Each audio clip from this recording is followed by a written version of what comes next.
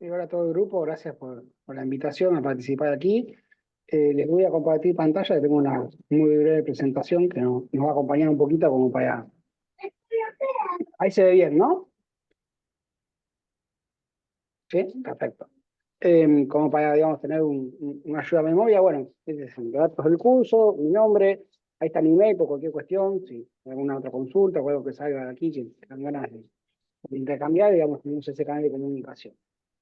Eh, Básicamente lo que entendí que era lo que la consigna, ¿no? de hoy, era hablar un poquito de los procesos de privatización, de existencias alternativas, de un poco lo que ha venido pasando en cada uno de los países. En mi caso, obviamente, me toca nuestro país, Argentina, nuestro digo por el tema de la CTA. Así que bueno, es hacer un breve raconto o balance y perspectivas de lo que ha sido la reforma de capitalización y su reversión. Voy a tratar de ser lo más breve posible en aras de aprovechar bien el tiempo. ¿Va? Ahí está. Hay cambio, ¿no? Sí, se ve que hay cambio. Eh, no sé el cambio, sí. Les pregunto porque no sé si cambió la filmina o solamente me cambió Se a mí. ve, se ve, ¿Se ve? se Perfecto. ve, Listo. Carlos. Sí, sí. Muchas gracias. Siempre me queda esa duda. Bueno, hay una cuestión que es importante en esta reforma, en el caso argentino, que es el origen, digamos, el contexto de la década del 90, de lo que se llamaban las políticas de hecho consumados en la ola, digamos, neoliberal. La reforma previsional es una excepción. En líneas generales, todas las privatizaciones y las reformas estructurales se hacían de la noche a la mañana, literalmente, y en este caso tardó más de 15 meses en aprobarse, lo cual implicó mucho, ¿cómo decirlo? Mucha negociación, también muchos cambios respecto a lo que era la reforma original, ¿no?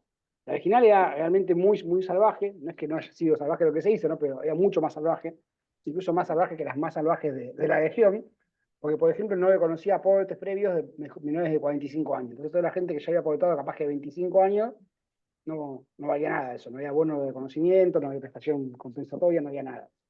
Tampoco había la posibilidad de un sistema mixto, sino que directamente, mejor dicho, de un sistema paralelo, sino que solamente estaba el componente mixto de la prestación básica universal financiada con contribuciones patronales, por un lado, de reparto públicas, y por otro lado, lo que saliese de las cuentas de capitalización individual financiada con apuestas personales. Tampoco había la posibilidad de una AFJP o AFP, como dicen en otros países, pública, sino que todas tenían que ser privadas, o sea que la que es del Banco de la Nación, del Banco Estatal, no existía en ese primer proyecto. Tampoco se establecía la posibilidad de que hubiese administradoras de origen o, digamos, propiedad sindical, o de cooperativas, o de otros sectores que no fuesen empresas financieras. Y además la prestación básica universal era bastante más baja de lo que terminó siendo. Estaba establecida, eh, estaba establecida en un porcentaje del salario medio más bajo que el que finalmente se aprobó. A su vez, la prestación adicional por permanencia, en un paso intermedio cuando aparece, que es el componente público de quienes eligen o elegían permanecer en el Estado, por eso era por permanencia, era más baja de lo que terminó siendo, o sea, el Congreso la aumentó un poco, ese 0,50, 0,85 fue cada año de aporte a partir de septiembre de 1993, y la prestación compensatoria, que es lo que se terminó implementando como una especie de bono de reconocimiento, o sea, por cada año aportado previo a septiembre del 93, originalmente era más alta, era un 2% de lo que terminó siendo, ¿no? En esos acomodos que se fueron dando. Entonces ahí ya se ven eh, muchas modificaciones que generan a su vez una serie de inconsistencias, ¿no? de todo tipo. Por ejemplo, la tasa de sustitución del salario, que estaba prevista antes del cambio de ley, o sea, con el sistema público de reparto pre-reforma, que venía definido en la década de 1960, en un 70% del salario de referencia, termina siendo más alta. O sea, se termina incrementando en un nuevo esquema eh, esa tasa de sustitución, si se tiene en cuenta 30 años de aporte, que es lo que se pasaba a exigir, ¿no? Al 1,5%, más esa PBU que decíamos que estaba en un valor un poquito más elevado, ¿no? de lo que había sido originalmente. Entonces, con todo eso, lo que se empieza a ver es eso, es una gran inconsistencia en la propia reforma que la lleva a que tenga que sufrir modificaciones al muy poquito de andar. Y eso se empieza a ver eh, en esta segunda filmina, ¿sí? Donde a su vez se puede dar cuenta un poco de quiénes fueron los actores que resistieron la reforma originalmente, quiénes fueron los que lograron negociar algunos cambios y quiénes se opusieron de plano, ¿no? Por ejemplo, en ese momento el principal partido de oposición era la Unión Cívica Radical y se había opuesto a la reforma, no había dado quórum, había hecho toda una serie de cuestiones y de posicionamientos políticos para que esto no se aprobase, lo cual obviamente no sucedió. Una parte de la Confederación General del Trabajo, que es la central, digamos, no la central en que estamos hoy, la CTA, sino la central, digamos, más medio tradicional, ¿no? Pero más antigua, por decirlo así. Bueno, el núcleo duro de las 62 organizaciones peronistas sindicales, originalmente estaba en contra de la reforma, después, bueno, fueron negociando, entre otras cosas, cuando se permitió crear FJPs que eran propiedad de algunas de estas organizaciones. Y los propios jubilados, que eran bastante activos desde el punto de vista de la movilización, como no lo han vuelto a hacer nunca más, hasta el momento, por lo menos en nuestro país, pero bastante inorgánicos en cuanto a la articulación de sus demandas, más allá de la mejora de los saberes, también, digamos, se oponían a esta reforma entendiendo que no resolvía ninguno de los problemas que los aquejaban, ¿no? Había proyectos alternativos, el más conocido era el del COFEPRES, el de digamos, la Confederación de Cajas Provinciales y Municipales, y de empleados públicos provinciales y municipales que dependen de algunos gobiernos de las provincias y de los municipios, de un pocos municipios argentinos, que planteaban como alternativa un régimen de AFJP que fuese complementario, que no fuese el núcleo duro del sistema, sino una especie de tercer pilar, o de pilar podríamos llamar 2,5, ¿sí? Algo parecido a lo que se aprobó ahora en la nueva reforma colombiana, para los ingresos más altos o determinados puntos de la cotización se apliquen al sistema de capitalización. Y a su vez una reforma paramétrica para darle sustentabilidad financiera, fiscal, al régimen de aparato público. Eso fueron, digamos, algunas de las principales alternativas que se manejaban en forma de proyectos de ley que había en el Congreso de tratamiento. ¿Alguien quiere decir algo o se abrió un micrófono?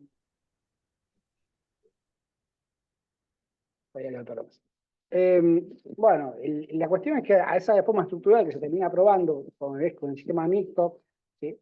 Con un componente público que era este que llamábamos prestación básica universal, más el componente eminentemente privado, ¿sí? Y que existiese esa alternativa de permanecer en el Estado, pero que era escogida por apenas menos de un sexto de los afiliados.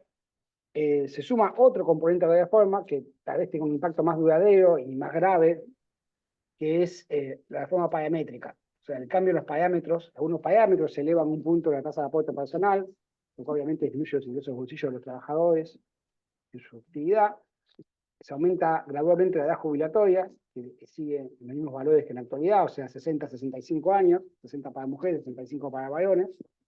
Pero sobre todas las cosas, el parámetro tal vez más sensible es que se incrementa la cantidad de años de servicio con aporte que hace falta para jubilarse. ¿Sí? Al principio de la década del 90 eran 15 años, antes de esta reforma se eleva a 20 y con esta reforma se sube a 30. O sea que se duplica muy velozmente en un contexto de un mercado de trabajo en franca descomposición. Entonces, eso hace que cada vez sea más difícil juntar años de aporte y a su vez cada vez nos exigen más años, con lo cual es muy complicado. Todavía hoy en Argentina la gran mayoría de la población no está en condiciones de jubilarse por el sistema contributivo. Y esto es una herencia de esta reforma que no fue modificada al eliminarse el sistema de capitalización.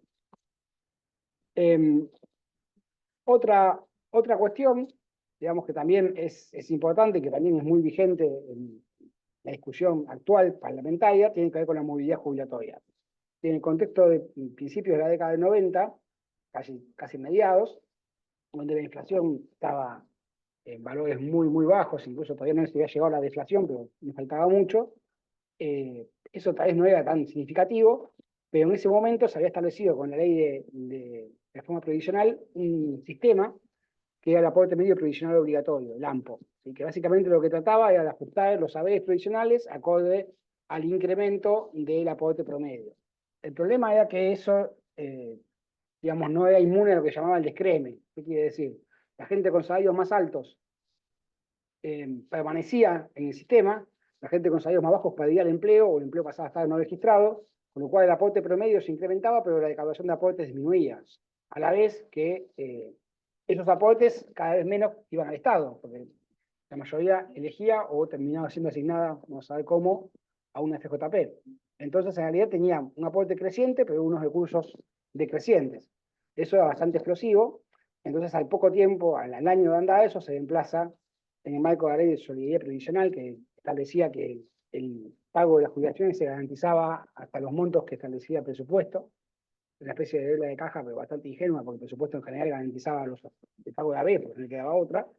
se reemplaza por el MOPRE, módulo previsional, que es un monto que establecen por resolución conjunta los ministerios de Trabajo y de Economía, y que invariablemente todos los años vaya lo mismo, 80 pesos, $80 de esa época. Entonces el haber mínimo era 2,5, no, perdón, la prestación básica universal era 2,5 MOPRE, $200, y quedó así hasta cuando ya el dólar incluso aumentó, igual quedó en el mismo valor.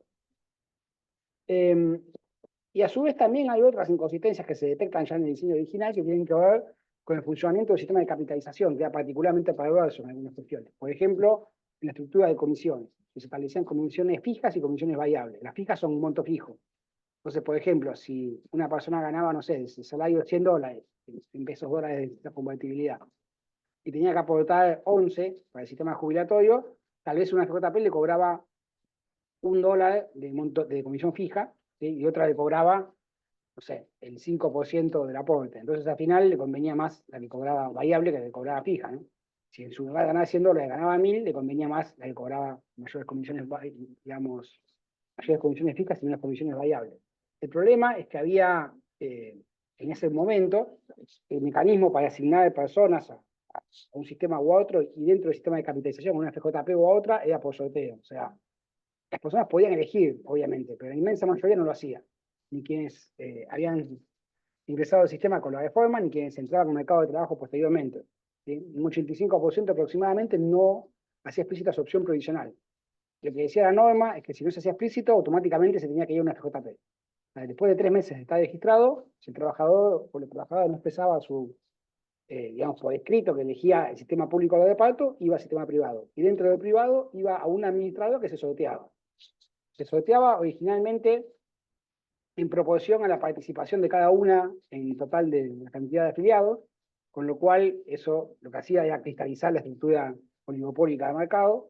Después se pasó a sortear en partes iguales, como para tratar de equiparar el peso de distintas administradoras, pero sin tener en cuenta nunca qué comisión me convenía. O sea, si era comisión fija, igual, y yo ganaba poco, me mandaba con una comisión fija igual y entonces me perjudicaba, por ejemplo. Y recién en los últimos años del sistema se pasó a sortear entre las 3 administradoras de menor comisión. O sea, recién ahí se introdujo un componente, digamos, de premio o eficiencia a las que tenían un costo más bajo. Igual vamos a ver que eso es bastante, no funcionaba para nada bien, ¿no? Pero lo que digo, todo esto, ¿qué muestra? Muestra distintas inconsistencias, distintas cuestiones que dan cuenta de un diseño que ya al poco tiempo de andar se notaba como bastante defectuoso. Independientemente de que el sistema en sí era malo, ¿no? Pero digo, dentro de un sistema malo tenemos un diseño peor todavía. A ver. Me quedan 5 minutos, perfecto. Bueno, entonces, vamos a ver, volver acá. Bueno, ¿y qué pasó con todo esto? ¿Cómo fue el fin de todo esto? Bueno, ahí aparece como un cosito de las 3 vidas como en un videojuego, porque esa fue un poco la historia. El sistema tuvo una primera vida que perdió en el año 2002, con la crisis de 2001, con la salida de la convertibilidad, en un momento dado en el que por la falta de liquidez de los depósitos, sobre todo en moneda dura, moneda extranjera, la única administradora que había convertido esos depósitos al tipo de cambio que el gobierno ofrecía, que si bien era bajo, aunque sea le daba liquidez, era la estatal, obviamente, ¿no? La nación. Y eso provocó el único evento que hubo de traspasos masivos en toda la historia del sistema. O sea, las personas empezaron a pasarse a FJP estatal, también por una cuestión de descrédito del sistema financiero y bancario, ¿no? Y en ese contexto, si no se hubiese hecho nada, podría haber habido una suerte de estatización de hecho dentro del sistema mixto, dentro del sistema, digamos, de capitalización, pero por un mecanismo de mercado como es la elección de los afiliados. Ahora, ¿qué hizo ahí el Estado? Intervino prohibiendo los traspasos. ¿Para qué? Para salvaguardar, digamos, a las administradoras que a su vez sean parte o eran propiedad de los bancos y de esa manera evitar la quiebra del sistema bancario, para lo cual también habían inyectado un montón de dinero a partir de la salida de la convertibilidad. En el año 2004 hay una segunda oportunidad, cuando justamente, como contracara de la salida de convertibilidad, hay una cesación de pagos, y en 2004 hay una reestructuración de deuda, y en ese contexto una posibilidad hubiese sido directamente estatizar el sistema y que entonces toda la deuda en poder del Estado, en poder de la CFJP, perdón, pasara a ser deuda intrasector público, lo cual terminó sucediendo, ¿no? Pero en ese contexto se priorizó permitir a las administradoras seguir existiendo a cambio de que, implícitamente, ¿no?, de que aceptaran el canje de bonos. Eso ya le dio al canje un piso importante. Y fue una manera entonces de priorizar otro objetivo distinto al del sistema previsional, el objetivo, digamos, de política, ¿no? Política económica, de política en general.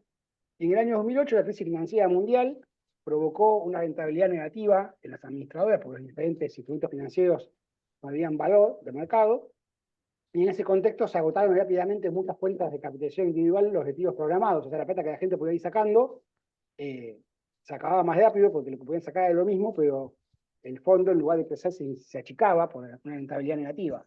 Entonces, en ese contexto, el Estado terminaba pagando el 100% de jubilaciones que tenían que haber sido mixtas, ¿sí? Sobre todo por la garantía del haber mínimo.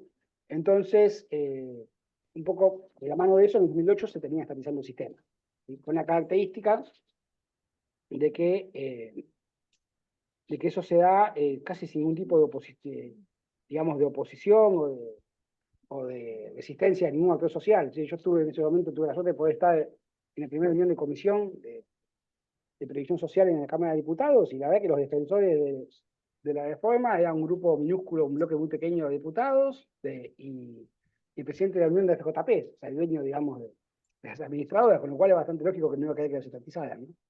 Y lo último, ya con esto sí hablo, eh, perdón, no, y acá, bueno, como decíamos, no tiene sentido el sistema, porque finalmente se terminaba financiando el déficit previsional generado por la pérdida de los aportes con deuda, y esa deuda colocada en las propias administradoras, con lo cual el Estado accedía a los recursos de los aportes de los afiliados de manera indirecta y pagando un elevado interés, que a su vez no iba a redundar en una mayor jubilación, porque ese interés no implicaba rentabilidad, sino que en gran medida era absorbido por las comisiones. Esas comisiones, y en general el costo del sistema, tenía que ver con que tenía que pagar una fuerza de ventas que un sistema público centralizado no necesita, ganancias que un sistema público sin fines de lucro tampoco necesita, y precios de transferencia, por ejemplo, al momento de comprar seguros de invalidez y muerte, o de pasar a una renta vitalicia previsional. Y ahora sí, esto ya es lo último. Bueno, las falsas promesas, o sea, ¿qué proponía el sistema y qué no logró? Supuestamente proponía incrementar el déficit previsional a través de este mecanismo que mencionaba recién, para en el futuro algún día bajar el déficit previsional gracias a la estatización del sistema. Esto obviamente no terminó sucediendo nunca, ¿sí? Una cuestión lógica de que esperen que acá no sé si funciona en esto, se decía por una cuestión lógica de que el déficit era insostenible, ¿sí? Y ese déficit terminó impactando fuertemente en lo que ha sido después eh, el déficit fiscal total, que en gran medida detonó la crisis de la deuda. La segunda cuestión es que iba a incrementarse la cobertura por los incentivos que iba a haber a que las personas cotizaran. Eso supone que la gente cotiza si quiere, no que la tienen registrada o no registrada, que es lo más común en el empleo asalariado. Y aparte de un mercado laboral que estaba destruido, precarizado, etcétera, muy poco probable que eso sucediese. Tercero, se suponía que iba a incrementar el ahorro nacional por los aportes voluntarios de la gente que era incentivada por este virtuoso sistema. En la práctica, en 14 años de existencia del sistema, solamente se acumularon 500 millones de dólares de aportes voluntarios, lo cual es muy poquito para tanto tiempo, ¿no? Y la cuarta era que se iba a profundizar el mercado de capitales, pero finalmente se terminó invirtiendo el grueso de esa cartera en bonos públicos, con lo cual no hubo un desarrollo de otros instrumentos financieros como, no sé, letras de hipotecarias, otras cuestiones que tuviesen que ver con un mercado de capitales. Y el último de todos, esta idea de la eficiencia, ¿sí? A través de la competencia entre distintas administradoras. Eso no sucedía porque la Superintendencia de Administradoras de Fondos de Jubilaciones y Pensiones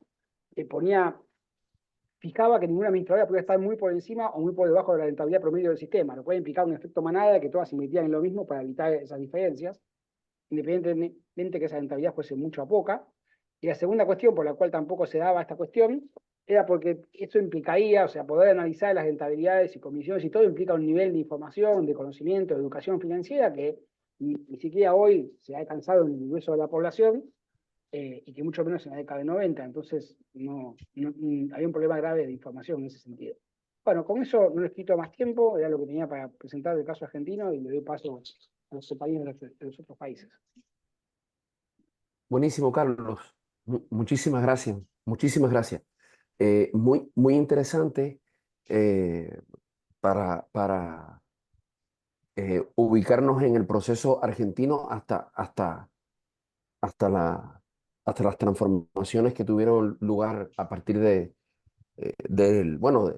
desarme de las FJP. Sería interesante como que esto lo tuvieran ahí sobre la mesa, tanto Gabriel como Recaredo, pensando en que son casos diferentes. En el caso de Recaredo, con el tema de Chile, es la versión más extrema, ¿verdad? De incorporación compulsiva de la clase trabajadora al sistema.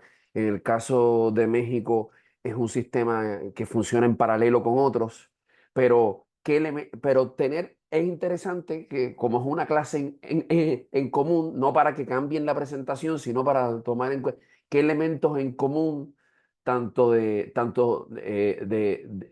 las formas de incorporación como de aplicación, como también su expresión ideológica en términos de las promesas son compartidas yo veo muchas cosas en común con cosas que se dieron en República Dominicana.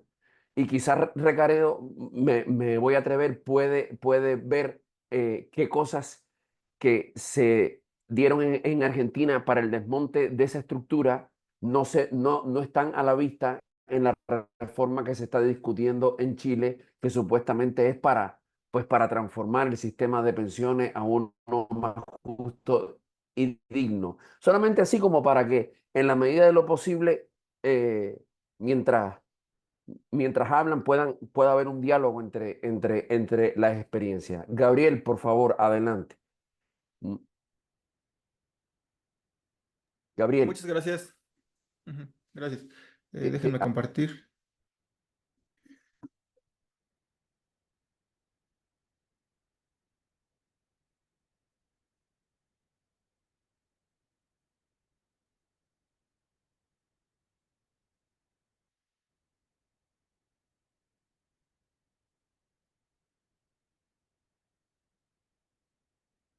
Ya está. Todo se ve Perfecto, perfecto, ¿no? perfecto, Muy sí. bien, muy bien. Bueno, voy a presentar. Permítanme, déjenme poner el tiempo para llevar un control. Bueno, vamos a empezar con los antecedentes de la reforma. El sistema de pensiones y de seguridad social en México acaba de cumplir recién 80 años, el año pasado. Es decir, se institucionalizó en 1943, después de casi 20 años de varios intentos por crear el sistema de seguridad social, el primer sistema de seguridad social en México. Ya había algunos antecedentes de formas de protección a través de cajas de ahorro, de mutualidades, de sistemas de pensiones para militares, para los servidores públicos, sobre todo los de alto nivel, para el magisterio. Bueno, ya había formas de protección que anteceden a la seguridad social, como en la mayoría de nuestros países, y en 1943 se institucionaliza el Seguro Social. Lo que hace posible esa institucionalización, pues es precisamente el haber dotado al sistema de seguridad social en México de un sistema de financiamiento, que fue lo que hizo posible la creación de este sistema, ¿no? La institucionalización. Eso es fundamental. Eh, Sin embargo, bueno, a medida que el sistema fue creciendo o sea, o fue madurando, de manera paralela fueron creándose otros sistemas más pequeños, sistemas estatales, sistemas para regímenes especiales, para servidores públicos, para el sistema de los militares. No se, digamos, no se integraron todos con la creación del Seguro Social, sino que se dividieron y se fragmentaron.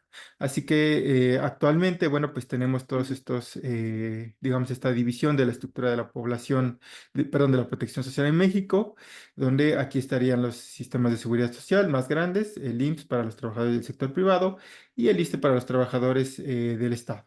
Luego tendríamos el sistema de poder judicial, los sistemas estatales. En México tenemos 32 entidades federativas. No todas las entidades tienen su propio sistema, pero muchas de ellas sí. Tenemos un montón de universidades, más de 100 universidades en México, y muchas de esas universidades tienen su propio sistema de pensiones.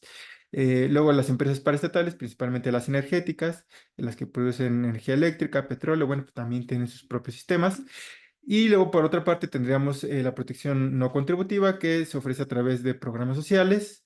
Y en fechas recientes, bueno, pues se ha incorporado un componente que es el de salud universal, ¿no? Que se le llama IMSS Bienestar, pero repito, esta forma de protección social está separada de la protección social contributiva. Bueno, el resultado de esto es que en México tenemos más de 100 sistemas de pensiones reconocidos formalmente. Sin embargo, hay, bueno, algunos despachos actuariales que hablan de más de 1000 sistemas de pensiones, ¿no? Una vez que se cuentan todos los de las universidades, municipios. Así es cierto, nadie sabe cuántos son, pero al menos sabemos que son más de 100, ¿no? Entonces, sí, ustedes se pueden imaginar que, bueno, en México casi siempre hablamos del sistema de pensiones, pero en realidad tenemos más de 100.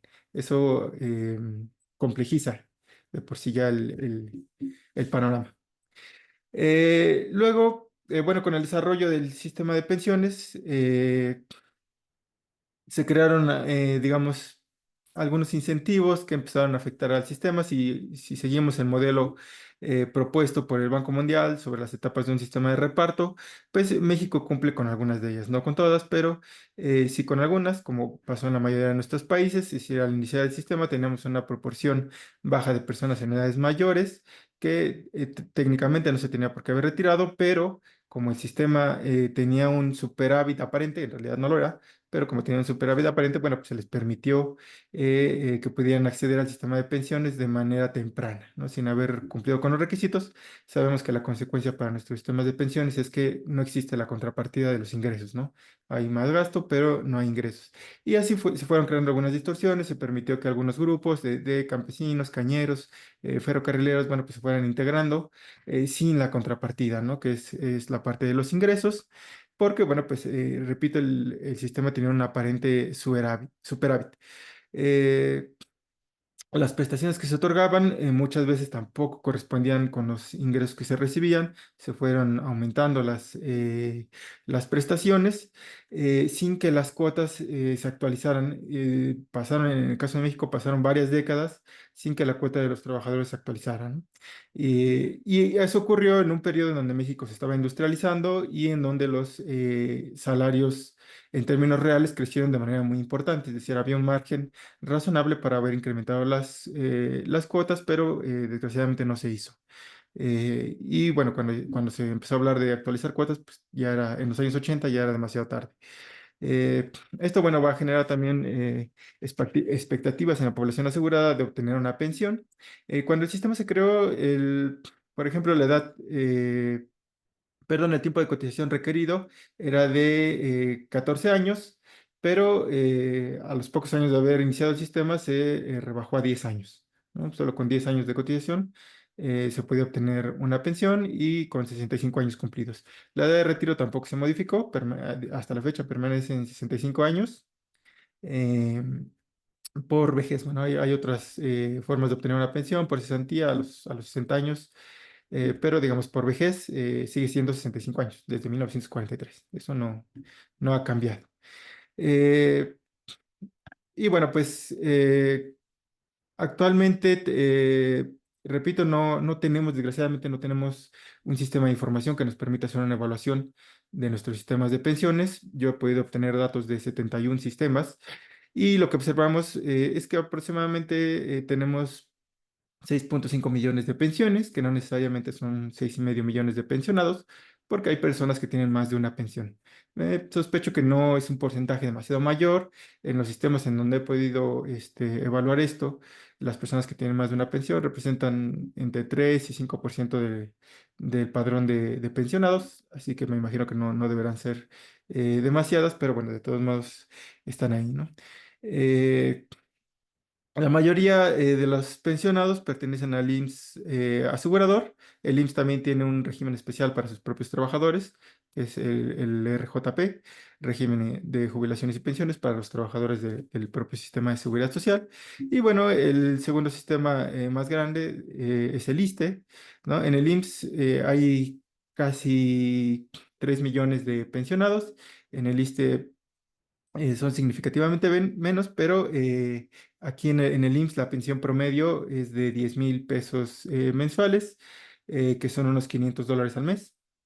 En el ISSSTE es prácticamente el doble, la pensión promedio es el doble, entonces son menos, pero causan una mayor presión sobre las finanzas públicas. Como es de esperarse, bueno, pues la mayoría de las pensiones corresponden a la categoría de jubilaciones, vejez, retiro y cesantía. Y bueno, un 20%, nada despreciable, pues están en la categoría de viudez y concubinato, ¿no? Y las demás, bueno, pues están en incapacidades y otro tipo de pensiones. Digamos que las principales razones para haber reformado nuestro sistema de pensiones en los años 90, concretamente en 1995, pues se deben a tres factores. Por una parte, una disminución de la razón de dependencia, como le ocurrió a casi todos nuestros sistemas. Bueno, cuando el sistema empezó a operar, teníamos 125 cotizantes por cada pensionado. Cuando se hizo la reforma, teníamos, redondeando, más o menos 6 cotizantes por cada pensionado. Actualmente tenemos 4.8, ¿no? Entonces, digamos, este es uno de los grandes temas, uno de los grandes problemas que arrastran todos los sistemas de reparto, ¿no? Que son especialmente sensibles a cambio demográfico. Ustedes pueden ver aquí en la pirámide como en 1950 tenemos una pirámide, pues, joven, ¿no? Es decir, tenía sentido adoptar un sistema de reparto. Actualmente ya no. Actualmente tenemos ya una población mucho más madura que está en la transición hacia el envejecimiento, ¿no? Y ustedes pueden ver cómo aquí, por ejemplo, se ha reducido de manera muy importante, pues, la población en las primeras edades, y esto es lo que le va a quitar el dinamismo al sistema. Pero tenemos otro tercer componente que es el que tiene que ver con el mercado de trabajo, pero también con el sistema de financiación de la seguridad social. México es una de las economías más grandes del mundo. Estamos dentro de las 15 economías más grandes, pero tenemos una economía muy informal. Casi el 60% de la ocupación en México es informal, ¿no? Entonces tenemos altos niveles de informalidad, lo que da como resultado que pues una pequeña proporción de la población está contribuyendo al sistema a los sistemas de seguridad social, pero también a financiar la protección social de aquellas personas que no forman parte del sistema de seguridad social. Entonces ustedes pueden ver aquí en este manchón verde-azul, estas serían las personas que están sosteniendo tanto la protección social contributiva como la no contributiva, ¿no? A través de sus impuestos. Entonces, bueno, pues esta es una de las razones que llevó a modificar el sistema. Sin embargo, por ejemplo, ustedes pueden ver cómo, digamos, estas reformas también tienen que ver con el modelo de desarrollo adoptado. Cuando el sistema se creó, pues México estaba inmerso en un proceso de industrialización, como ocurrió también con muchas economías de América Latina, adoptó el modelo de sustitución de importaciones. eh, y tuvimos un crecimiento muy importante de la población asegurada, que en la primera etapa del desarrollo, lo que se llamó en México desarrollo estabilizador, porque teníamos un gran crecimiento económico y bajas tasas de inflación, ¿no? Por eso le llamaron desarrollo estabilizador. Bueno, en este periodo la población asegurada al sistema de seguridad social creció 14% en promedio, ¿no? De 1946 a 1967. Luego ya cuando el modelo empieza a mostrar signos de agotamiento, lo que algunos autores han llamado como el periodo de agotamiento del modelo, aún así el acceso a la seguridad social continuó creciendo de manera importante, a ritmo de 8% al año. Y posteriormente ya a finales de la década de 1980, cuando se adopta el modelo de liberalización económica y crecimiento hacia el exterior, ¿no? Cuando nos insertamos a la economía global, pues ustedes pueden ver que los resultados han sido bastante pobres. El acceso a la seguridad social ha crecido a un ritmo de 3% al año, ¿no? Y en este ritmo menos que mediocre, pues es en el que nos encontramos justamente ahora. Eh, el resultado de este bajo crecimiento, pues, ha sido que los sistemas de pensiones en México tienen una cobertura muy baja, pese a que tenemos más de 100 sistemas, pues la cobertura total ronda el 35% de la población en edades mayores, ¿no? 35 de cada 100 personas de 65 años y más tienen algún sistema de pensiones o jubilación. Eh, en cuanto al porcentaje de la población, bueno, pues son 4 o 5% de la población. Si lo vemos por el lado de las jubilaciones, de pensiones de vejez o cesantía, bueno, pues son el 25 al 30% de la población, dependiendo de qué fuente de información se consulte, si lo hacemos con registros administrativos, como son las barras amarillas, o si lo estimamos a partir de encuestas, ¿no? En el caso de la viudez, bueno, pues entre el 18 y el 25% de las viudas tienen alguna pensión. Y en el caso de las personas incapacitadas o con alguna invalidez, pues entre el 5 y el 10% también tienen una pensión contributiva. Actualmente hay programas no contributivos que cubren a las personas con alguna incapacidad y se está llegando a tasas bastante aceptables, ¿no? Casi digamos, podríamos considerar que ya son universales. Lo mismo pasa con las personas en edades mayores que no tienen una pensión contributiva. Actualmente también hay programas que las están cubriendo. Pero bueno, como ya hemos visto, había factores tanto demográficos como del mercado laboral para reformar el sistema de pensiones. Sin embargo, también hay unos que tienen que ver con la adopción del nuevo modelo de desarrollo. Entonces, bueno, ahí el sistema de pensiones jugó un papel muy importante porque dentro del Plan Nacional de Desarrollo, que es nuestro principal documento de políticas públicas, se planteó toda una estrategia para incorporar al sistema de pensiones de cuentas individuales al proceso de desarrollo. ¿No? Entonces, es la reforma que tuvimos en el año de 1995, que ya cerró el sistema público de pensiones, también tenía una intención de incorporar el ahorro de los trabajadores al proceso de desarrollo. Y pues ustedes pueden ver aquí el caminito que este mapa yo lo construí siguiendo las estrategias del Plan Nacional de Desarrollo. Entonces, bueno, pues lo que se plantea es que para poder alcanzar el desarrollo solamente hay dos estrategias, ¿no?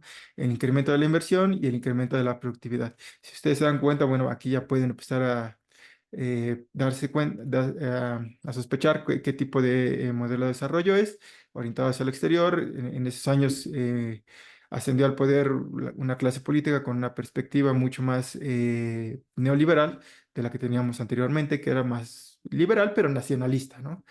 Y bueno, pues ellos creían que íbamos a llegar al desarrollo por la vía del incremento de la inversión o el incremento de la productividad. Digo, esos son componentes que se pueden encontrar en muchas otras teorías, en muchas otras propuestas teóricas, pero bueno, aquí ellos le dieron un lugar preponderante al ahorro, ¿no? Específicamente al ahorro interno. En ese momento, como México estaba saliendo de una crisis inflacionaria, una crisis que tuvo mucho impacto en el empleo y también en el ahorro, pues no había suficiente ahorro como para pensar que el país podía financiar la inversión productiva. Entonces, bueno, la solución que encontraron, pues fue justamente, ¿no? Trasladar ese ahorro o canalizar ese ahorro a la inversión productiva, haciendo que el sistema de pensiones fuera de administración privada. ¿No? Si el sistema lo administraban los privados, entonces iba a generar ahorro y este ahorro iba a traer como consecuencia un círculo virtuoso. Que ahora vamos a ver. Esta grafiquita no la hice yo, la hizo el gobierno de México en el año 2023, pero me parece que ilustra perfectamente lo que se pensaba en 1995, ¿no? Y si ustedes pueden observar ahí, bueno, pues es el círculo virtuoso que le llama del sistema de ahorro para el retiro, ¿no?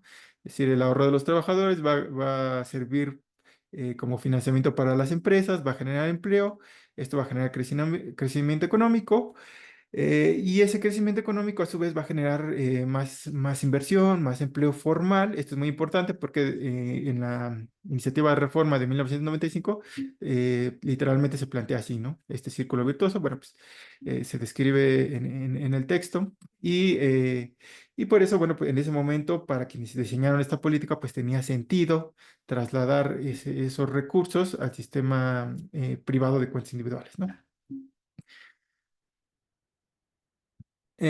Aquí, bueno, hay una descripción, me la voy a saltar porque es un poco lo que ya mencioné. Pero bueno, como todas las reformas que se negocian, estas reformas estructurales, pues necesitan un componente discursivo, ¿no? Entonces, la forma en que el gobierno trató de convencer a la población, pues, fue con discursos de este tipo. A mí me gusta este discurso que el presidente pronunció en noviembre de 1995 porque a la población se le estaba dando a entender que justamente esto era, la adopción de este sistema de cuentas individuales era parte de una política consensuada entre gobierno, trabajadores y empresas. Y que de hecho esta propuesta de las cuentas individuales no era del gobierno, sino que era una propuesta de los trabajadores, ¿no? Sabemos que dentro de las demandas de los trabajadores nunca ha estado la creación de un sistema de cuentas individuales. Pero ustedes, esto lo tomé textualmente del discurso, ustedes pueden ver, por ejemplo, lo que decía el presidente en su discurso, ¿no? Hoy ustedes presentan conjuntamente trabajadores y empresarios, ¿no? Este sistema. Con toda razón, ustedes proponen reformar el sistema de pensiones. Ustedes proponen, ¿no? Que estos fondos estarían administrados por sociedades especializadas de inversión pública. Bueno, ¿cuándo fue que los trabajadores se convirtieron o cuándo fue que esta se volvió una demanda de los trabajadores, ¿no? Por ejemplo, dice también ahora ustedes proponen, ¿no? eh, que el sistema de pensiones sea administrado por cuentas individuales, ¿no? Digamos, puede sonar un poco burdo ahora, pero esa era la forma en que se trataba de vender esta reforma de cara a la ciudadanía, ¿no? Estamos hablando de 1995, donde los medios de comunicación pues estaban todavía mucho más monopolizados. Compañero Gabriel, Sí, un minuto. un minutito, bueno, yo tenía dos ahí en mi marcador, pero bueno, Bueno, dale, dos. a Uno, grandes, dos, a tres. grandes rasgos podemos decir, las promesas de la reforma no se cumplieron, el crecimiento del empleo formal está en torno al 4%, los niveles de informalidad permanecen en torno al 60%. Esto es lo que nos presume un poco el órgano que regula a las administradoras privadas. Bueno, tenemos eh, recursos que equivalen al 20% del Producto Interno Bruto, 75 millones de cuentas para una población de 130 millones de personas, y un saldo de 50% que corresponde a rendimientos generados por las administradoras, ¿no?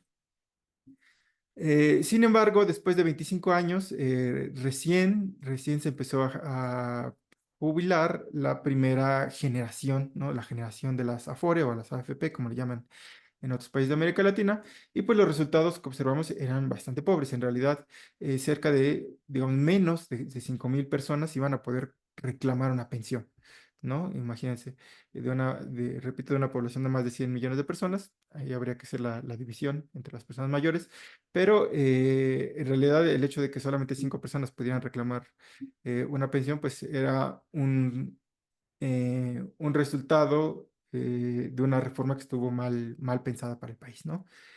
Y bueno, esto llevó a instrumentar toda una nueva serie de reformas para relajar las condiciones de acceso. Bajaron las semanas requeridas para poder acceder a las pensiones, aumentaron las tasas de reemplazo con transferencias fiscales. Y un poco, yo digo que esto fue y ya con esto termino, es una política que incluso en otros países, cuando yo de repente platico con colegas y me dicen, bueno, pues es que México es un ejemplo, ¿no? Parecía que se están haciendo bien las cosas. Siempre les digo, bueno, hay que tener mucho cuidado porque estas reformas que parecen bastante generosas, en realidad lo que están haciendo es darle vida al sistema de cuentas individuales. Fue como un salvavidas que el gobierno le arroja a las administradoras para que el fracaso no sea tan evidente, ¿no? Y para poder un poco manejar el descontento social, porque imagínate, si solamente 5.000 personas iban a poder llegar a reclamar una pensión, pues iba a ser escandaloso. Entonces, había ya varias propuestas que justamente planteaban la posibilidad de regresar a un sistema público, pero el gobierno le arroja este salvavidas a las administradoras y esto ha tenido mucho éxito mediático y es lo que nos permite quedarnos en el sistema de cuentas individuales. Esta reforma no modifica la estructura del sistema, simplemente transfiere recursos de los impuestos generales o recursos fiscales, digamos, a, eh, a las cuentas individuales, ¿no? Para rescatarlos. Pero seguimos teniendo el mismo sistema. Así que bueno, yo con esto terminaría. Muchísimas gracias, Gabriel. A ver si en su momento hay oportunidad de, si se da el espacio para, eh, seguramente que Recaredo apuntará algo sobre lo que está en discusión hoy. Ustedes también, tanto la cuestión de Argentina, que lo que se plantea es una reforma regresiva y tú puedas dar un poquito más de elementos de lo que estabas empezando a comentar, de lo que se presenta como una transformación en México. Sería interesante. Así que, Recaredo, por favor, la palabra es tuya. Recaredo Gálvez, investigador de la Fundación Sol, Chile.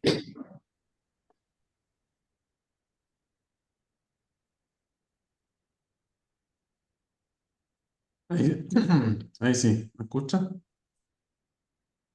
¿Se escucha? Sí. Voy a colocar el tiempo. Bueno, primero que todo agradecer esta invitación a esta escuela, a este proceso formativo que creemos que es muy importante porque ha permitido, como ya lo hemos visto acá, compartir distintas realidades. Entonces, desde la Fundación Sol estamos muy contentos de poder participar una vez más apoyando una iniciativa de Claxo y poder de esa manera también aportar en estas instancias. Como decía Matías, vamos a tratar de hacer algunos nexos que en gran medida, a partir de lo que he podido escuchar, creo que dan cuenta de cómo hay realidades que son bastante semejantes en términos de esta organización que está teniendo el Gran Capital en la actualidad. Primero, un breve preámbulo para comprender el sistema chileno de AFP y de seguridad social en general. No olvidar que podemos pensar que el sistema de pensión está dentro de un esquema de seguridad social que necesariamente podría estar integrado y podría dar respuesta a múltiples contingencias del mundo del trabajo. Y en este caso, para poder tener una buena noción de cómo se fundó el actual sistema de cuentas individuales en Chile, les recomiendo visitar este documental que se llama Chicago Boys, que es una elaboración periodística bastante interesante que muestra con archivos de la época cómo durante la dictadura militar e incluso antes de la dictadura militar de 1973, liderada por Augusto Pinochet, en Chile se estaba comenzando a fraguar una visión técnica y política respecto de cómo generar un sistema que fuese mucho más beneficioso para el gran capital. Acá, bueno, como lo he dicho, fue el propio Augusto Pinochet quien durante su dictadura impulsó este tema muy de la mano de la burocracia técnico-política. Incluso fue el hermano del expresidente Sebastián Piñera, el llamado José Piñera, quien ideó una serie de reformas, dentro de las cuales tuvo un nuevo código minero, dentro de las cuales tuvo una modificación profunda al Código del Trabajo, eliminando derechos fundamentales de las y los trabajadores, y también esta reforma de las cuentas individuales. Fue otro de los puntos que José Piñera logró maquinar, logró proponer e impulsar con la desconfianza de las Fuerzas Armadas. Esto es bien interesante, porque en Chile hoy día subsiste un sistema de reparto, pero un sistema de reparto privativo de la población civil, es decir, la población civil no puede acceder a ese sistema. Este es un sistema único para las Fuerzas Armadas. Y hace algunos años se liberaron las actas de la Junta Militar cuando discutió esta reforma previsional, y las Fuerzas Armadas, en las voces de los propios generales que participaban de esas reuniones, planteaban su desconfianza de este sistema privado. El propio Pinochet indicó: ¿y qué pasa si una vez que estemos con este nuevo sistema vienen unos señores con un maletín y se llevan todo el dinero al extranjero? José Piñera tuvo que luchar contra esa resistencia, pero realmente al final del día su lucha terminó llegando a un consenso en el cual las Fuerzas Armadas quedaron fuera del nuevo sistema de cuentas individuales y mantuvieron un esquema mucho más parecido a la seguridad social, donde al día de hoy tenemos que el Estado financia aproximadamente 9 de cada 10 pesos que se pagan en prestaciones de las Fuerzas Armadas y de orden.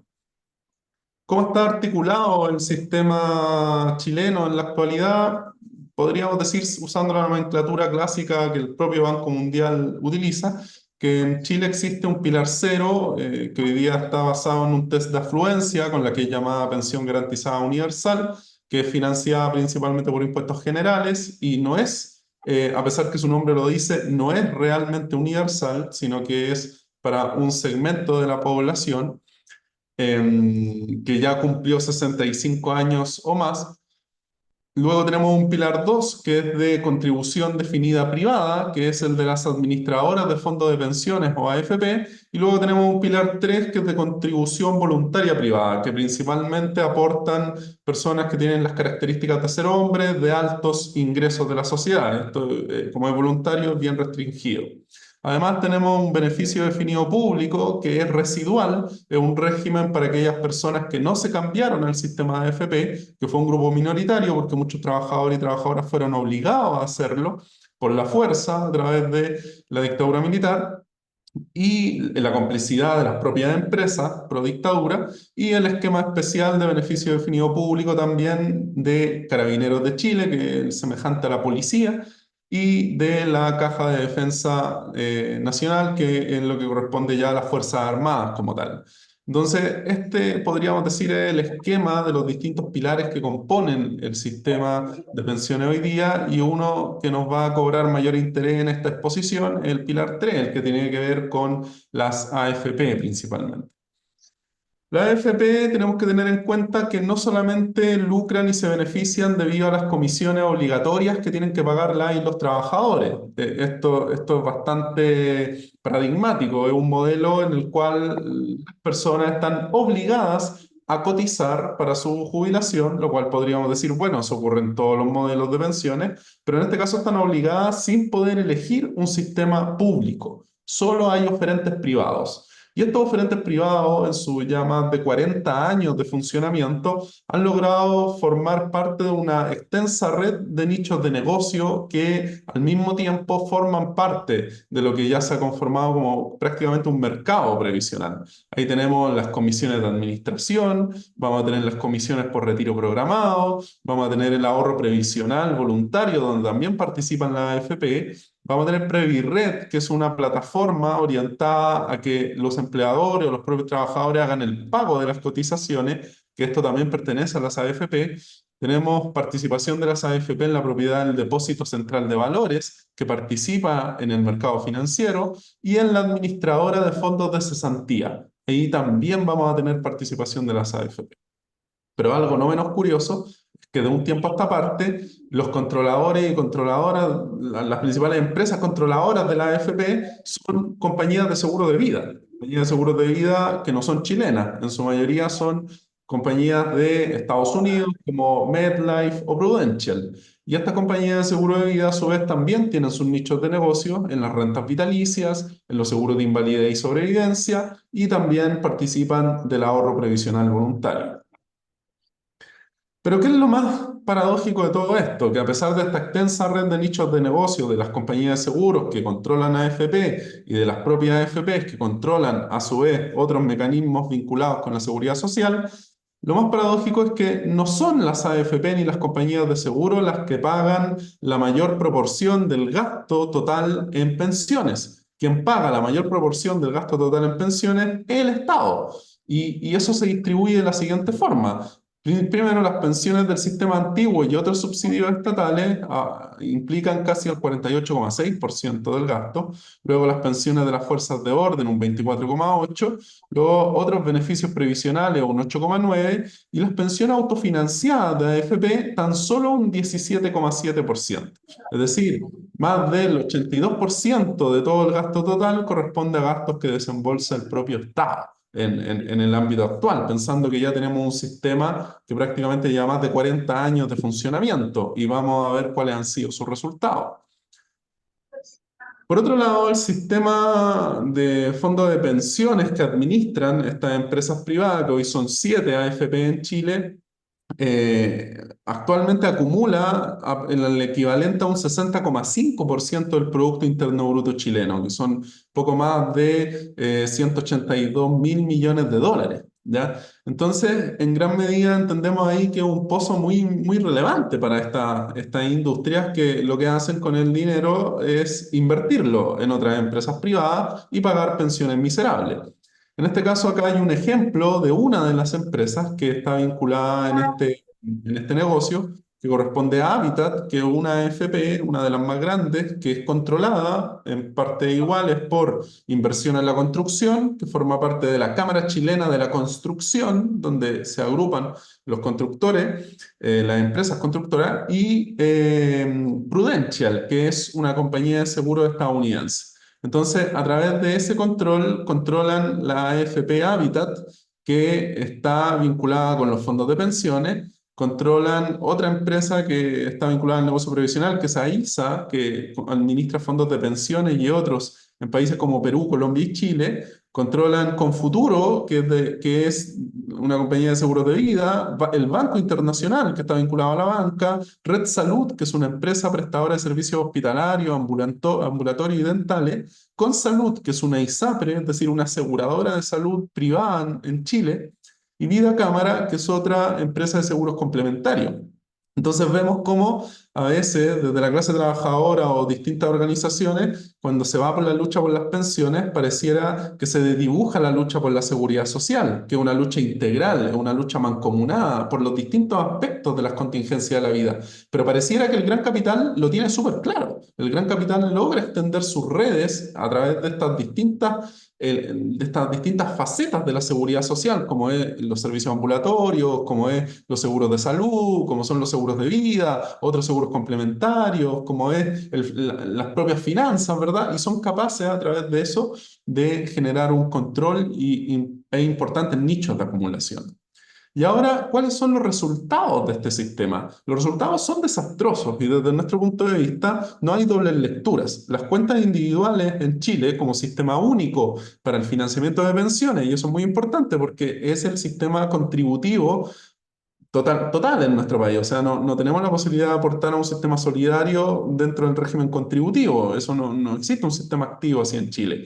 Y como tal, las cuentas individuales fracasaron, y fracasaron para las personas que hoy se están jubilando y fracasaron para los futuros y futuras jubiladas. O sea, no hay una doble lectura desde nuestro punto de vista de las cuentas individuales. Los resultados así lo dicen, casi el 85% de las pensiones que pagaron la AFP y las compañías de seguro son menores al salario mínimo vigente en nuestro país, para que lo tengan como una referencia en otros países.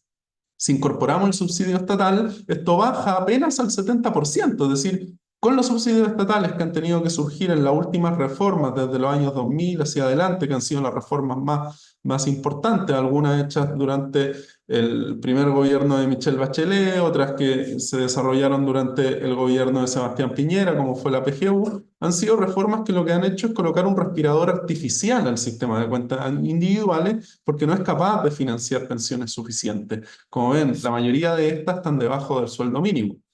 Por otro lado, el fracaso de las cuentas individuales se hace evidente cuando miramos las tasas de reemplazo. Para el caso de los nuevos pensionados del 2023, se registra que las tasas de reemplazo promedio son de apenas un 27,7%, es decir, bajísimas. No logran llegar ni al 30% en este caso. Por otro lado, si estresamos todavía más el cálculo para tratar de ver qué ocurre en aquellas personas que cotizaron casi una carrera completa, es decir, entre 30 y 35 años continuos de cotizaciones, su tasa de reemplazo apenas llega al 28,6. O sea, más evidencia del fracaso la pueden encontrar en los estudios que nosotros hemos realizado, que están disponibles en la página web fundacionsol.cl, donde hemos analizado esto en mucho más detalle y tenemos también mucha más estadística que acompaña esta perspectiva. Pero los grandes ganadores obviamente son las empresas privadas, en este caso los controladores de la AFP. Acá hay un indicador clásico que se utiliza para poder evaluar el rendimiento de una empresa y que corresponde a la rentabilidad sobre el patrimonio del sistema de AFP. Y como ustedes ven, por lo menos en la última década, del 2010 al 2022, lo que podemos observar es que la rentabilidad sobre el patrimonio de las AFP es extraordinaria. O sea, estas son rentabilidades de un 31,4, un 29,5, prácticamente muy difíciles de encontrar o imposibles en negocios que habitualmente están apegados a la ley. O sea, muchos de ustedes, y si es que no, lo pueden investigar y averiguar, van a poder darse cuenta a simple vista que estos son rendimientos demasiado suculentos para los controladores de estas empresas, que son de la AFP, que son en su mayoría extranjeros, no son chilenos. O sea, tenemos, como les decía, MetLife controla una de las grandes AFPs que es Provida, está Prudential que controla Habitat, tenemos a Siguaroni Generali, que es una compañía de seguro italiana que controla a otra AFP que opera en Chile, tenemos el caso de Financial Group que controla a otra AFP que es Cuprum, que también es importante, y esta es otra compañía de seguros estadounidense. Entonces, tenemos el caso de Sura también, que controla la AFP Capital, que es una compañía de seguros colombiana. Entonces, en gran medida tenemos la participación del mercado y de estas grandes aseguradoras. Les pido 2 minutos y voy cerrando. Acá, para solo ilustrar, para que ustedes puedan tener en cuenta qué es lo que hacen la AFP con el ahorro de los trabajadores. Lo que hacen es invertir en grandes empresas, ¿ya? No invierten en pymes, pequeñas y medianas, no invierten en una empresa que lo necesita, una empresa estatal cualquiera, no, invierten en las grandes compañías que cotizan en la bolsa. Un ejemplo que ha ocurrido esta última semana en Chile, hemos tenido temporales que han dejado a miles de hogares sin luz en la región metropolitana y en algunas regiones aledañas, y las compañías de luz, que son en su mayoría de propiedad italiana, como el caso de Enel, o de propiedad china actualmente, como el caso de SGE, reciben inversiones desde los fondos de pensiones de las y los trabajadores. En total, las distintas compañías del rubro eléctrico reciben cerca de 2.000 millones de dólares en inversiones desde el fondo de pensiones de los trabajadores, que se ven perjudicados, obviamente, cuando estas compañías no se preparan como corresponde para enfrentar los temporales, ni tampoco responden de la manera que tiene que hacerlo. Asimismo, los grandes grupos económicos, Lux, Sigmat, Angelini y otros, son los que reciben la mayor cantidad de las inversiones. Esto rebota fuertemente, dado que son pensiones bajísimas, dado de que el llamado desarrollo económico no es para todos, sino que en el fondo es para beneficiar a los grandes grupos económicos. Al final lo que vemos es que la deuda morosa, es decir, la deuda que no se puede pagar, crece con más fuerza en aquellos grupos etarios de 60 años y más. ¿Ya? Ahí tenemos cómo entre 2018 y 2019, los últimos datos que hemos estado revisando, que se han liberado de deuda morosa, nos permiten observar que en esos tramos interanualmente es donde más creció la deuda morosa. Es decir, las personas no están logrando pagar su deuda en esta edad, y obviamente eso tiene mucho que ver con los bajísimos ingresos de pensiones. Voy a pasar un poco, esto tiene que ver más que todo con el cambio que se produce en el contexto de este régimen de cuentas individuales, un cambio de un modelo de acumulación fordista, de un llamado Estado, o de un pacto entre distintas fuerzas, el Estado, el capital, trabajadores, que permitía sostener el consumo mediante los sueldos. Hoy en día se sostiene mediante el endeudamiento, cómo se ha ido financiarizando la economía en cierta forma. Acá una lámina que luego compartiremos en la presentación, van a poder ver cómo se distribuye a nivel mundial los distintos esquemas previsionales, y en su mayoría lo que tenemos es que hay regímenes que son principalmente públicos. Eso no quiere decir que no existan regímenes privados de cuentas individuales alternativos o complementarios, lo hay, pero en su mayoría hay regímenes públicos.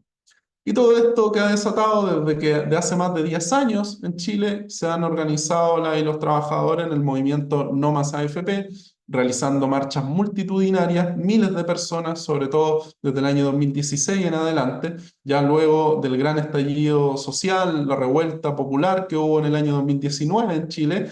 Ha comenzado a haber una especie de reflujo del movimiento social. Se elaboraron dos propuestas constitucionales que no fueron aceptadas por el pueblo a través de votación popular, y hoy en día seguimos con la constitución que fue reformada por la dictadura militar, que mantiene estos esquemas totalmente privatizados.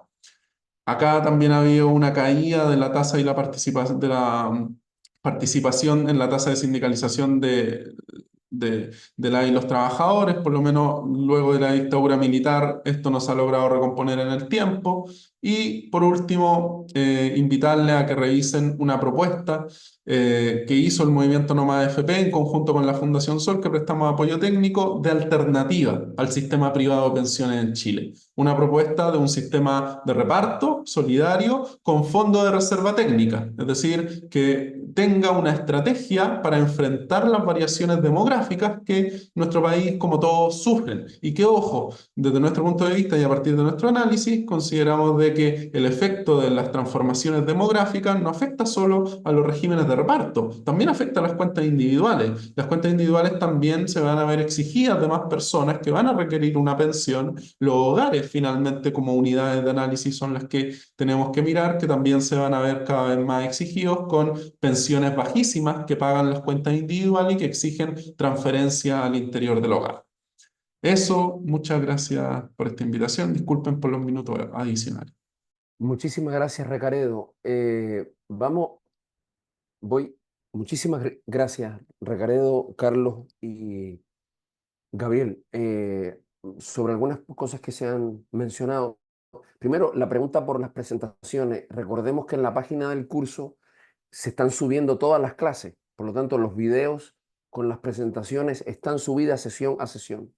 Eso es lo primero. Segundo, este material que Recaredo acaba de mencionar de último, la propuesta de la coordinadora No Más AFP con Fundación Sol, está subido como uno de las 5 o 6 lecturas descargables que están en la página del curso también. Es decir, lo tienen ahí junto con los 2 libros que ha publicado el grupo de trabajo, que es una literatura muy buena porque no son mamotreto, digamos, y son análisis muy actuales de lo que pasa a nivel mundial, lo que pasa a nivel regional y lo que pasa en países, tanto en el mundo del trabajo, en el mundo de la apropiación de los fondos de pensiones y también de las alternativas que hay.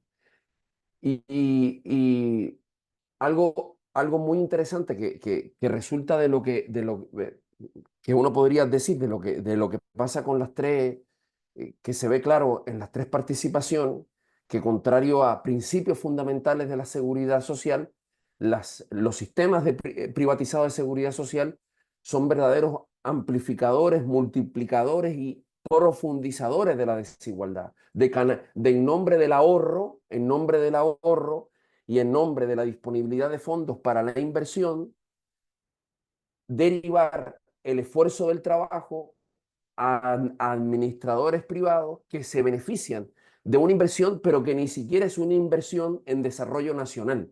Es una inversión con intereses de capitales muy concentrados, incluso de capitales directamente transnacionales. Y Recaredo ponía claramente el ejemplo de las estructuras transnacionales que se están llevando la tajada en el caso chileno. Cualquier pregunta, cualquier comentario lo podemos ir haciendo el chat y yo les pediría una última ronda de unos pocos minutos para no alargar, en que cada quien pueda comentar, en el caso de Carlos, qué es lo que está ahora, eh, en la discusión, Carlos, en términos de pensiones en Argentina, y qué es lo que se está moviendo, quiénes están detrás, cuál sería el objetivo y qué se está moviendo, qué es lo que tú ibas a comentar que no te dio el tiempo, Gabriel, sobre la reforma hecha bajo el gobierno de Andrés Manuel López Obrador en México. ¿Cuáles son los ganadores y los perdedores en esta reforma? ¿Qué de verdad se logró y qué no se logró? Aunque el discurso diga que se logró. ¿Y qué es lo que tú ves, Recaredo? ¿Qué es lo que ustedes ven en la reforma que supuestamente ya hay un acuerdo entre gobierno y poder legislativo en, en, en Chile? Entonces, unos últimos minutos muy, muy breves, muy sintéticos, bien apretados, pero que hablen de la médula de este asunto. En Argentina está en planes, en Chile ya hay un acuerdo y en México ya se hizo. Y si pueden ir mirando el chat, también es bueno porque, por ejemplo, ya alguien hizo una pregunta. Bien, adelante, Carlos. Vamos en el mismo orden y ahí terminamos. Y cualquier pregunta, comentario, repetimos, lo pueden ir haciendo a través del escrito porque así los compañeros van viendo y es más ágil la posibilidad de contestar. Sí, voy a empezar por lo que pregunta Tabenki, no sé si pronuncié bien, por el chat, que dice, se entiende que el dinero que los trabajadores tienen en manos de las AFJP genera intereses. ¿Cómo cobran los trabajadores esos intereses y cómo saben cuánto intereses genera? O sea, en realidad por lo menos lo que pasaba en Argentina, ¿no? No eran principalmente dinero, sino que ese dinero se transformaba en activos financieros, bonos, acciones y otros activos que podían ganar, digamos, el fondo podía crecer, ya sea por rentabilidad de pago de intereses, dividendos u otros flujos, o por ganancia de capital por la compra-venta de esos activos a precios mayores que lo que habían sido adquiridos. Y el trabajador lo que se integraba, digamos, era cuánto crecía su cuota parte del fondo, o sea, el porcentaje que le correspondía a ese fondo, cómo iba creciendo por el aumento de la rentabilidad y por el crecimiento de los aportes que se iban recaudando en ese fondo. Ahora, ¿cómo se traducía eso después en lo que él iba a cobrar? Dependía de qué momento se jubile, dependía de la evolución de la esperanza de vida y otras variables actuariales, ¿no? Pero bueno, eso un poco contestando a esto. Después, hay otra pregunta de Socorro. Alternativa para cambiar este modelo de pensiones tan injusto y desigual. Bueno, eso queda para los compañeros. Pero no lo cambiaron. Nosotros por ahora lo cambiamos. Y ahí viene lo que decía Matías. Por el momento, por lo menos en lo más epidémico, no hay todavía en Argentina una tendencia clara o una política, más que política, una propuesta del gobierno bien clara de volver a privatizar el sistema. Todo parece indicar que está en la agenda por el tipo de ideas que el gobierno tiene, pero no ha estado avanzando con eso como ha estado avanzando con otros aspectos. La principal reforma que hizo en los últimos años, meses, perdón, fue un cambio en la movilidad jubilatoria que implicó básicamente una caída de poder de compra de las jubilaciones de más o menos un tercio, sobre todo de las más bajas. Eso fue bastante grave en estos 6 meses. Y lo que está un poco en disputa, justamente también hay un proyecto de ley con media sanción ya en la Cámara de Diputados, está por debatirse en senadores o al revés, capaz que me confundo, ¿no? Pero falta que debatirlo en una de las cámaras, creo que en el Senado, de modificar justamente esa movilidad jubilatoria para permitir que se recupere parte de ese poder de compra perdido, digamos. Eso es como lo más actual, ¿no? Pero en términos de volver al sistema de capitalización, fue tan mala la experiencia, digamos, que ni siquiera este gobierno ultraliberal todavía tiene como cierto consenso, ni siquiera interno, como para avanzar hacia ese lado. Ojalá que así sigan.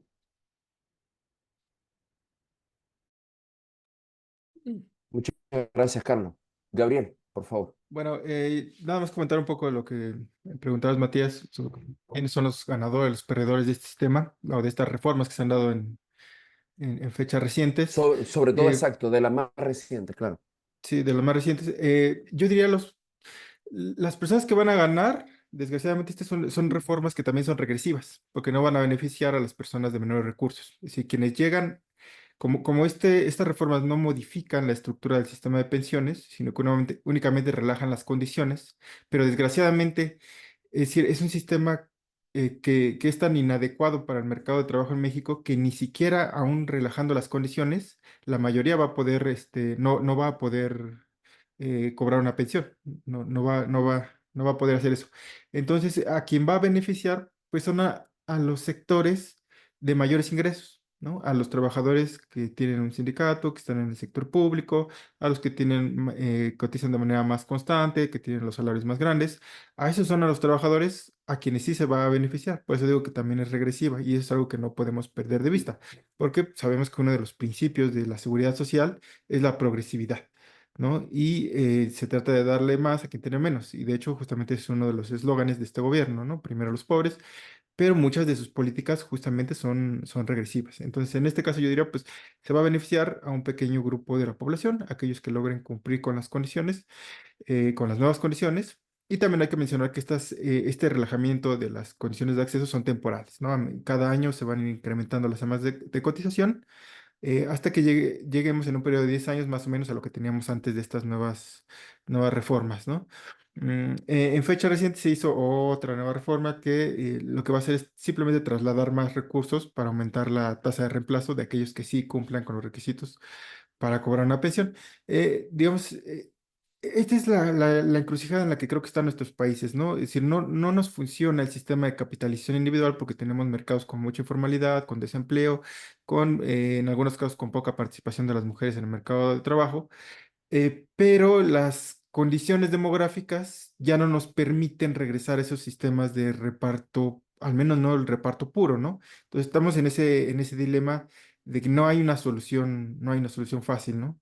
En el caso de México, yo no conozco la propuesta de la Fundación Sol, tendría que revisar, así que no puedo hablar de su propuesta, pero digamos, en el caso de México, yo estoy convencido de que regresar a un sistema de reparto no nos funcionaría, ¿no? De hecho, ya hay varias propuestas, pero se van a desechar porque las condiciones no lo permiten.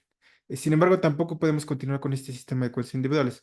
Así que yo creo que lo que se tendría que hacer es revisar, en la medida de lo posible, renegociar esos programas de pensiones que actualmente se están pagando. Porque yo decía, bueno, absorben cerca del 20% del presupuesto, pero cubren más o menos al 30% de la población mayor, y si son sistemas muy caros. Y ahí encontramos pensiones que pueden ser promedio, pero también encontramos unas pensiones excesivas, ¿no? Que se otorgaron de manera más o menos arbitraria. Entonces, creo que una de las soluciones para México, y repito, aquí nada más hablo de México, es hacer un nuevo contrato social en términos de seguridad social, explicar a la población, a muchos de los que ya están pensionados, que aquellas pensiones que se les prometieron, pues hoy en día no se las vamos a poder pagar. Es decir, y aquí entra otro debate, porque técnicamente sí podemos pagarlas, es decir, hay presupuesto para pagarlas, pero siempre hay que tener en cuenta lo que eso implica. Eso implica que los servicios de salud se van a seguir deteriorando como lo han estado haciendo, que vamos a tener que quitar recursos de educación, de medio ambiente, de otras partidas presupuestarias, ¿no? Entonces, una de las soluciones que yo pienso que podríamos instrumentar, pero que no es nada popular, es volver a renegociar el contrato social en materia de seguridad social. Ok, muchas gracias, Muchas gracias. Recaredo, por favor. Y también pueden, como le digo, comentar las apreciaciones que han escuchado entre ustedes mismas y ustedes mismos, digamos, ¿no? Eh, pero primero comentar eso, ya hay un par de preguntas también ahí, ¿cómo se ve la reforma que se está proponiendo en Chile como el cumplimiento de una promesa pendiente? Sí, sí, gracias María. Bueno, son hartas cosas, así que trataré de ser lo más breve posible y claro.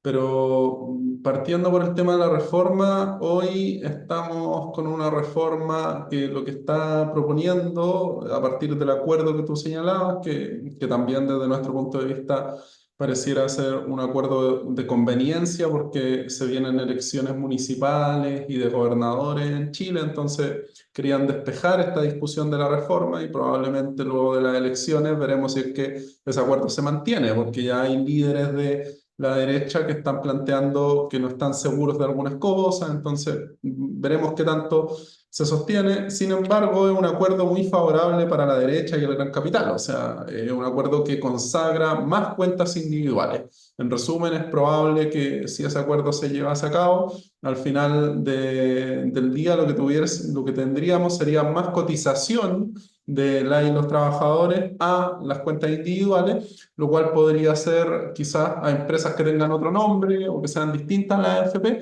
pero que se mantenga este sistema tal como se ha mantenido durante todo este tiempo.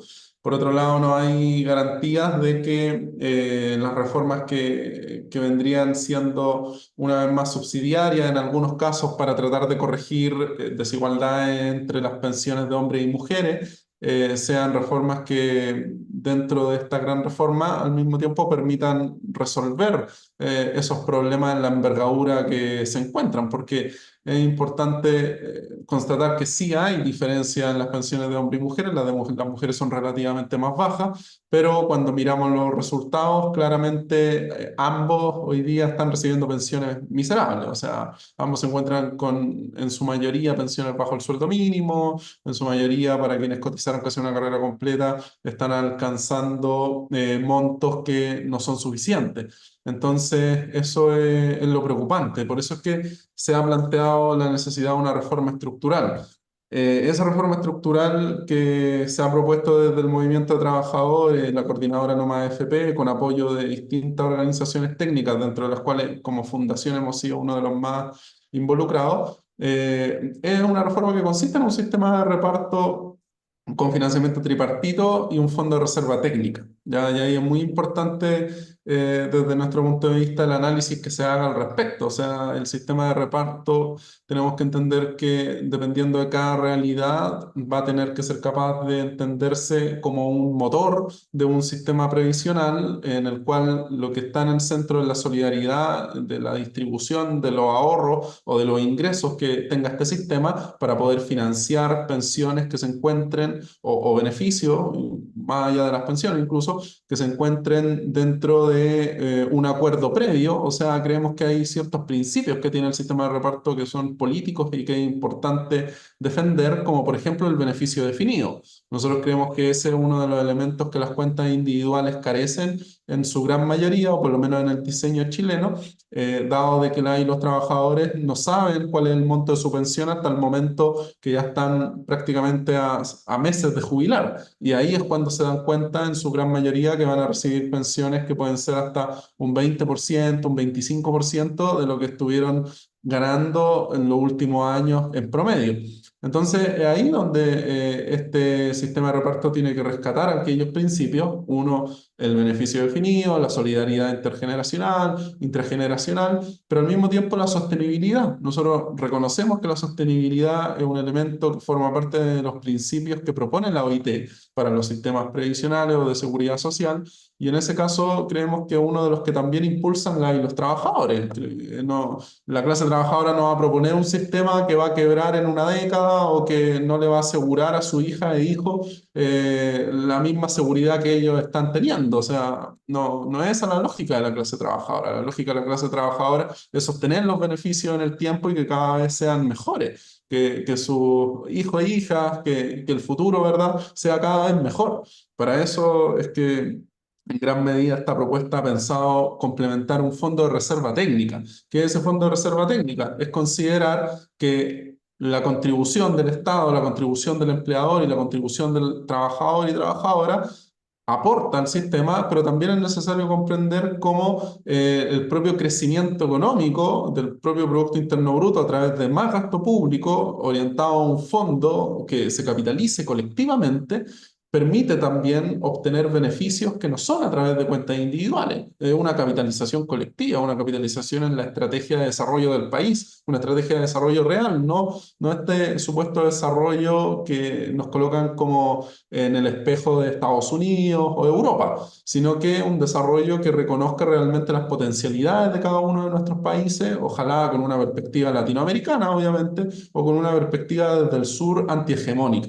En ese sentido, es importante a veces pensar fuera de la caja en la cual muchas veces estamos insertos, donde creemos que pueden haber limitaciones respecto de lo que técnicamente se puede alcanzar. O sea, nosotros creemos que la técnica, y así lo hemos comprobado, está al servicio del conocimiento y de las necesidades de la clase trabajadora y en conjunto tienen que buscar los puntos de encuentro y así es que ha sido posible. O sea, nosotros evaluamos actuarialmente esta propuesta con estos principios que estoy mencionando.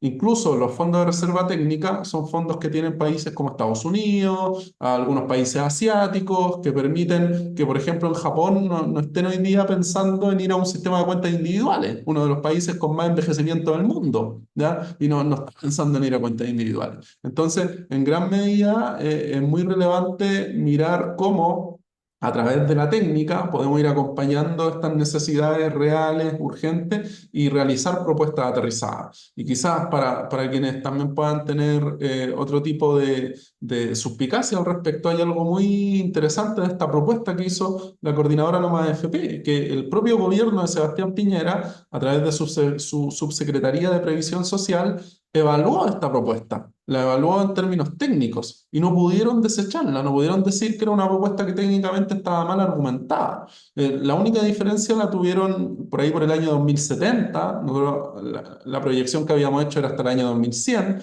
y decían que en el 2070 los flujos eran distintos a los que estábamos estimando. Y eso era porque ellos tenían una información con la que nosotros no contábamos. Pero una vez que actualizamos y ajustamos con esa información que tiene el Estado, logramos tener una propuesta sostenible hasta el año 2100. Entonces, si ni siquiera el gobierno de derecha con sus técnicos y fue capaz de echarla por tierra, ¿qué es lo que ha sido necesario? Que el movimiento de trabajadores la defienda cada vez con más fuerza. Pero este es un debate difícil, es un debate, y aquí cierro, Matías, es un debate donde, por lo menos en el caso de Chile, estamos frente a un gasto millonario de parte de las propias AFP para defender su sistema. En Chile existe la Asociación de AFPs, que es una entidad gremial que reúne a 6 de las 7 AFPs que hay hoy día en el país. Y esa entidad, durante el periodo de este gobierno y de esta reforma, ha gastado miles de millones de pesos en publicidad para echar por tierra aspectos que tienen que ver con la reforma. Las AFP le pueden enviar al correo electrónico de cada una de las personas afiliadas una carta, muchas veces con situaciones que son completamente falsas y escapadas de la realidad, indicando que esta reforma va a generar una serie de problemas. Entonces nos enfrentamos a una infraestructura técnica, una infraestructura política que está altamente financiada y publicitaria, que sin duda hace que la fragmentación de la clase trabajadora, por lo menos que hoy día se experimenta en Chile, dado una serie de otros cambios que hizo la dictadura, sea todavía un aspecto mucho más difícil de resolver. Y ahí, viendo una de las preguntas, solo para terminar, para el que no quede afuera, que preguntan acerca de la coordinadora nomás AFP y por qué los sindicatos, por qué se ha ido diluyendo. Bueno, a pesar, tenemos que entender que la coordinadora AFP lleva más de una década. O sea, es una coordinadora de hecho, no es formal, es una coordinadora que van los sindicatos autoconvocados y ha logrado mantenerse. Entonces, que pierda un poco la presencia en los medios, un poco la fuerza de movilización, no significa que esté del todo perdido, sino que significa que hay un proceso de reflujo que es mayor, que tiene que ver con elementos estructurales de Chile y de la crisis global que estamos viviendo, y que en gran medida lo que está haciendo la coordinadora es poder reorganizar sus fuerzas para poder mantenerse a través de distintas estrategias que no alcanzo a detallar, pero que le invito a revisar en sus redes sociales, poder mantenerse vigente, mantenerse en el debate, y que una organización de este tipo, formada por organizaciones populares y sindicatos de trabajadores, se mantenga durante todo este tiempo, es porque el problema es real y es porque con su autoorganización lo han logrado. Entonces, creo que hay ahí un punto positivo que destacar. Muchas gracias. Muchas gracias, Recaredo. Bueno, hay algo de lo que se decía en esta última ronda que tiene que ver directamente con con las razones que tienen actividades como esta, como la formación política, que es que este es un debate político. Es un debate político en el sentido que tiene que ver con cuál es la correlación de fuerzas. Lo que se decide está condicionado, determinado por cuál es la correlación de fuerzas, no por argumentos verosímiles de que este sistema es un sistema como se decía, que la gente quiere, como decía Gabriel con la reforma mexicana de los 90, no es que la gente lo pidió la clase trabajadora lo pidió, y tiene que ver, y su transformación tiene que ver con esa correlación de fuerza, y esa correlación de fuerza tiene una dimensión subjetiva también, ¿no? Cuando Carlos dice, mira, no hay condiciones ahora mismo, el desastre fue tan grande que no hay condiciones de colar ahora mismo, no es que no quieran, no es que no quieran, pero no hay condiciones ahora mismo para intentar colar, después de todo lo que están haciendo, por cierto, que están desbaratando las condiciones de vida de la clase trabajadora en Argentina de una manera bestial. Sí, nada más hay que ver lo que ha pasado con el pasaje del transporte público para darse cuenta que cómo la gente está siendo violentada en su poder adquisitivo y en el valor del salario, pero no hay condiciones. En cambio, en Chile, lamentable, todo el empuje, por ejemplo, que llegó a ser parte de la ola que llevó al estallido social y a la discusión constitucional, bueno, tuvo un reflujo que todavía hoy se manifiesta, no solamente porque todas las fuerzas del orden se organizaron precisamente para impedir que cosas importantes cambiaran, sino que todavía siguen mandando correos electrónicos. En República Dominicana, yo cerraría con esto porque mi turno lo voy a dejar para que Célic la semana que viene toque la situación dominicana, pero en República Dominicana lo que vivimos entre 2020 y 2022 fue una elevación descomunal de la conciencia sobre lo que era la política de privatización en salud y en pensiones, pero una andanada mediática brutal para convencer de que cualquier cosa que se haga para transformar eso es descabellado. Así que por eso en todas las sesiones lo que intentamos es hablar de tres cosas. ¿De qué va la privatización? ¿De dónde viene? ¿Por qué se hizo? ¿Quiénes son los grandes ganadores de la privatización? ¿Cuáles son los movimientos y los esfuerzos que se han hecho para revertirla o impedir que se profundice? Pero también cuáles son las alternativas. Porque una cosa normalmente que nos dicen cuando discutimos esto es que nos vuelven con los discursos del terror de los 80 y los 90, la crisis demográfica, que no hay plata fiscal, que la precarización del empleo, y que todo eso lo va a hacer inviable, pero resulta ser que, como decía Recaredo, todo eso afecta por igual a las cuentas individuales, pero además la precarización del empleo, la distribución desigual de la riqueza que hace que los estados retengan pocos impuestos, es el propio modelo. Así como podríamos decir, en lo demográfico no debería haber ninguna hecatombe, deberíamos estar celebrando que la gente podemos vivir más, No deberíamos estarlo viviendo como una hecatombe. Resulta ser que ahora mi vida es insostenible porque mientras la acumulación de riqueza es mayor, aumenta el discurso de que vivir más es una crisis para los países. Pero por eso todo esto requiere que nosotros tengamos argumentos políticos y argumentos técnicos para participar del debate, para que en una discusión en televisión, en una esquina, en el sindicato o en el barrio, no nos dejen knockout con 2 o 3 frases que están súper estudiadas, ¿no? Pero ya están, pero son también viejas. Las conocemos también. Pero necesitamos no solamente identificarlas por dónde viene, sino también tener las alternativas. Por eso les recomendamos que, o sea, primero fortalecer de que eso es lo que estamos intentando, que siempre se mantenga visible la alternativa y que vean la literatura que está en el curso. Así que bueno, nada, muchísimas gracias compañeros y compañeras, muchas gracias a quienes han estado conectados, a quienes verán la sesión después no en vivo, sino que grabada. Muchísimas gracias a los compañeros y compañeras que han estado con los comentarios, y a Carlos, a Gabriel y a Recaredo. Un abrazo grande con toda la amistad. Si quieren prender los micrófonos y decir cualquier cosa. Un No gusto, más muchas AFP. No más AFP, sí. No más AFP, por favor. Muchas gracias, compañeros, compañeras. Tengan muy Saludos y feliz abrazos noche. para todas. Saludos, Sí, se saludos. agradece. Saludos, saludos. Y nos vemos el martes que viene. Y nos vemos el martes que viene, que también tenemos la sesión sincrónica y también de los casos de varios países. Y eso yo creo que también es otro aporte, porque nos damos cuenta que las narrativas son más o menos las mismas, pero el enemigo también, y las alternativas tenemos que verlas en conjunto. Porque no son solo un problema nacional, es un problema de cómo nuestros países también en conjunto son despojados de sus riquezas también.